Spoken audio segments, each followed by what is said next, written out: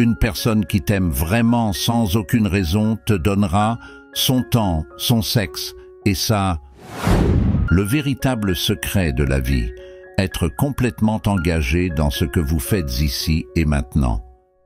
Et au lieu de l'appeler travail, réalisez que c'est du jeu. Le sens de la vie est simplement d'être en vie. C'est si évident et si simple. Et pourtant, tout le monde court dans tous les sens, dans une grande panique, comme s'il était nécessaire d'accomplir quelque chose au-delà de soi-même.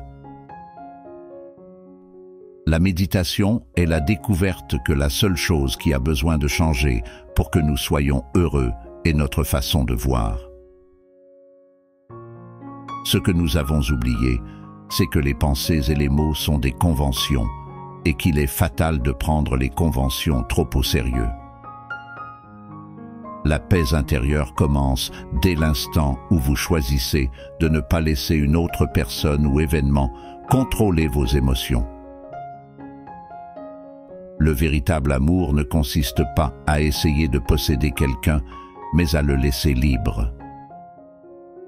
L'homme souffre seulement parce qu'il prend au sérieux ce que les dieux ont fait pour le plaisir. Les murs que nous construisons autour de nous pour nous protéger nous enferment aussi. Nous ne pouvons pas être plus sensibles au plaisir sans être plus sensibles à la douleur. Avoir foi, c'est se confier à l'eau. Quand vous nagez, vous ne vous accrochez pas à l'eau, car si vous le faites, vous coulez et vous vous noyez. Au lieu de cela, vous vous détendez et vous flottez. Chaque individu est une manifestation unique du tout comme chaque branche est une extension particulière de l'arbre. Nous croyons souvent que nous devons quelque chose au monde, alors qu'en réalité, le monde nous doit sa beauté. Vous ne savez pas qui vous êtes vraiment tant que vous ne savez pas qui vous n'êtes pas. La vraie liberté n'est pas de faire ce que nous voulons, mais de vouloir ce que nous faisons. Il n'y a pas de voie vers le bonheur. Le bonheur est la voie. Votre corps n'est pas une chose, c'est un processus. Vous ne cherchez pas Dieu là-bas, quelque chose dans le ciel, vous cherchez en vous. Nous ne venons pas dans ce monde, nous en sortons, comme les feuilles d'un arbre.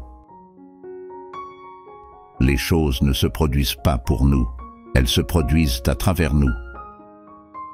Il y aura toujours de la souffrance, mais nous ne devons pas souffrir de la souffrance.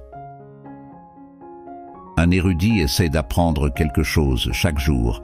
Un étudiant du bouddhisme essaie de désapprendre quelque chose chaque jour. La société est une folie énorme et bruyante où chacun est ivre de la folie de l'autre. Vous êtes le Big Bang, la force originelle de l'univers, se manifestant en qui que vous soyez. Plus nous luttons pour la vie comme pour le plaisir, plus nous tuons en réalité ce que nous aimons. Vous êtes une fonction de ce que l'univers entier fait de la même manière qu'une vague est une fonction de ce que fait l'océan entier. Le silence est le fondement de toute vraie musique. La vie n'existe qu'à ce moment précis, et en ce moment, elle est infinie et éternelle, car le moment présent est infiniment petit. Avant que nous puissions le mesurer, il est passé, et pourtant il existe pour toujours. Essayer de se définir, c'est comme essayer de mordre ses propres dents. Nous réalisons rarement, par exemple, que nos pensées et émotions les plus privées ne sont pas réellement les nôtres, car nous pensons en termes de langue et d'images que nous n'avons pas inventées, mais qui nous ont été données par notre société. Pour le dire encore plus clairement, le désir de sécurité et le sentiment d'insécurité sont la même chose. Nous ne sommes pas une goutte dans l'océan, met tout l'océan dans une goutte. La paix ne peut être faite que par ceux qui sont pacifiques, et l'amour ne peut être montré que par ceux qui aiment. Les meilleurs maîtres sont ceux qui vous montrent tout regarder, mais ne vous disent pas quoi voir. Arrêtez de mesurer les jours par le degré de productivité et commencez à les expérimenter par le degré de présence. Cesser de juger ne signifie pas arrêter de discerner. L'amour est la reconnaissance de soi dans un autre. À la question « Qu'est-ce que l'amour ?» Une question aussi ancienne que l'humanité elle-même. Alan Watts disait ceci: « L'amour est la reconnaissance de soi dans un autre. » Cette phrase, aussi simple qu'elle paraît, contient une vérité profonde. L'amour, c'est se voir dans l'autre. C'est un miroir qui reflète nos forces, nos failles et parfois nos blessures. Mais plus encore, c'est un lien invisible qui unit deux êtres malgré leurs différences. Une connexion qui nous pousse à grandir, à évoluer et parfois à nous redécouvrir. Aimer, ce n'est pas juste ressentir quelque chose pour quelqu'un. Aimer, c'est vivre une aventure. Une aventure qui nous demande d'être sincères, vulnérables et prêts à accepter ce que l'autre nous révèle de nous-mêmes. Mais ce n'est pas toujours facile. Aimer, c'est aussi accepter que l'autre ne soit pas parfait, tout comme nous ne le sommes pas. Pourtant, c'est là que réside toute la beauté de l'amour, dans cette imperfection partagée, dans ce mélange d'émotions, d'actes et d'intentions qui nous lient les uns aux autres. L'amour n'est pas parfait, il est sincère. Est-ce donc que ça l'amour? En vérité, l'amour est à la fois simple et infiniment complexe. Il défie les définitions, car il est unique pour chaque individu. Cependant, on peut le percevoir comme une force essentielle qui relie les êtres humains et donne un sens à nos vies. Aimer, c'est ressentir un lien profond, parfois inexplicable, avec quelqu'un ou quelque chose. Ce lien peut être émotionnel, spirituel ou simplement humain, mais il nous rappelle que nous ne sommes pas seuls dans l'univers. Aimer, c'est aussi donner du temps, de l'attention, du soutien, de la tendresse, sans nécessairement attendre quelque chose en retour. Cela ne signifie pas s'oublier, mais trouver un équilibre entre s'aimer soi-même et aimer l'autre. Aimer, c'est accepter l'autre tel qu'il est, avec ses forces et ses faiblesses, sans chercher à le changer. Cela ne veut pas dire tout tolérer, mais reconnaître son humanité et ses imperfections. En aimant, nous apprenons également sur nous-mêmes. L'amour agit comme un révélateur. Il met en lumière nos insécurités, nos forces et parfois nos blessures profondes. Il nous pousse à grandir et à évoluer. L'amour, plus qu'un sentiment, se vit dans les actes. Être présent, écouter, pardonner, encourager, protéger.